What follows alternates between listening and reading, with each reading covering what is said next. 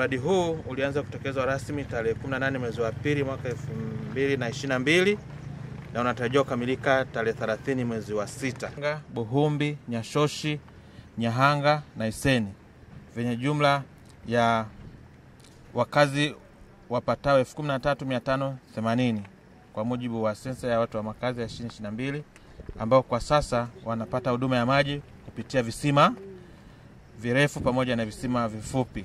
Kazi ambazo zilipangwa kufanyika ni ujenzi wa tenki la maji lenye lita 500 ambalo limefikia 90%. Ujenzi wa vituo vya kuchotea maji 42 vimekamilika. Uchimbaji na ulazaji wa bomba na mitalo kilomita 41. Ujenzi wa sample hapa tulipo, sample ni hapo wenye ujazo wa lita 100. Ujenzi wa nyumba ya mtambo, nyumba yetu hapa ya mtambo. Ufungaji wa umeme kwenye chanzo, hii kazi ambayo ndio bado ambao tunategemea kwamba iweze kukamilika kwa haraka. Lakini uwekaji wa bomba la milimita 250 kuingia ziwani, ndio hiyo kazi ambayo karibu wana mwezi mzima wanaifanya kwenye kuingiza bomba kule ziwani.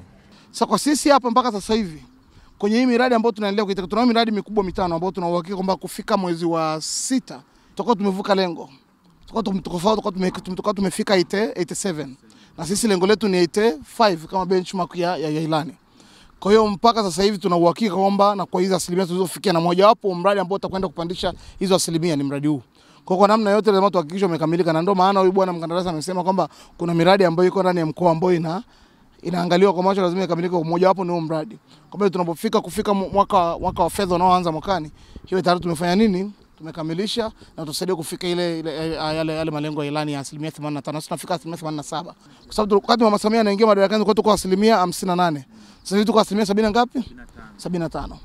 Kwa hiyo tunaona muda mfupi tayari tumeshoot sana, kwa maana percentage ya idadi ya watu wanaopata maji, na malengo yetu kufika mwezi wa 7 tu tumefika ile 85%, lakini Magu tutakuwa tumefika 87% ambayo ni juu ya malengo. Kweli tumetembelea miradi kadha wa kadha ambayo miradi imetekelezwa vizuri na kwa ufanisi mkubwa. Tumeangalia huko tulikotoka na hapa pia miradi inatekelezwa kwa kiwango kikubwa sana.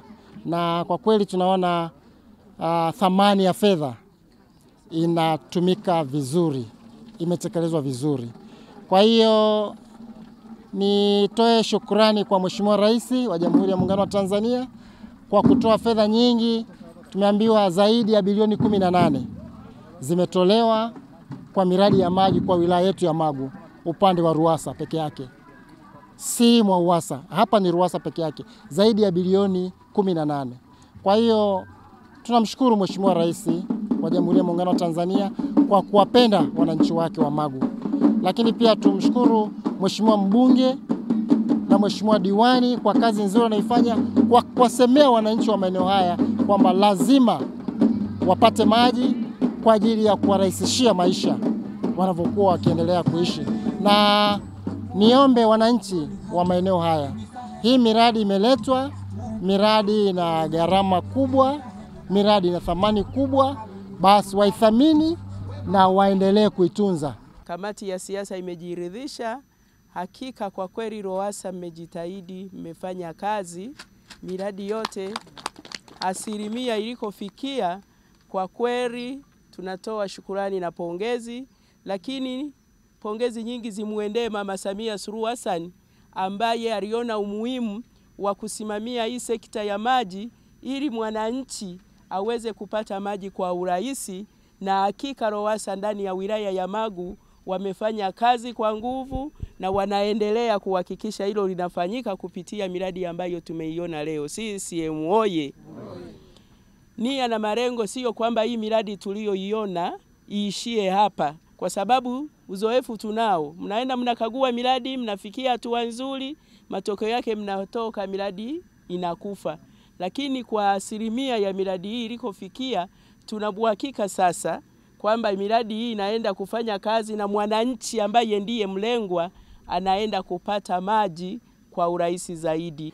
Kwa kweli tunafurahia, tunajivunia kuwa na Mama Samia Suluhu Hassan kama rais mwanamke wa kwanza, lakini anafanya vitu vikubwa tumuombee tu kwa Mwenyezi Mungu, Mungu aendelee kumtunza na kumlinda, na sisi wanawake wa wilaya ya Magu tutamlipa kula za kishindo